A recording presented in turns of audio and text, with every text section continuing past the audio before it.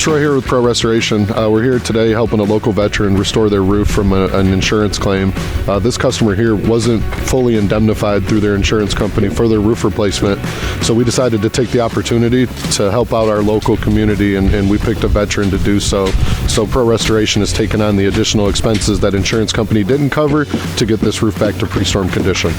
As a veteran, you don't expect anything for your service, and when another company doesn't do what they said they were going to do for you, meaning the insurance company, to have Pro Restoration step up and say, hey, I'm going to cover what they don't, it means a lot. It's important to me to give back to our veterans because they've sacrificed so much for us to have the freedom that we do today to be able to operate the way that we do to provide for our families. So any opportunity that we have, we try to give back to our veterans. They came prepared, they got right to it, and they're putting protective layers over my landscaping and making sure that things aren't going to damage my property, and they're really taking care of me.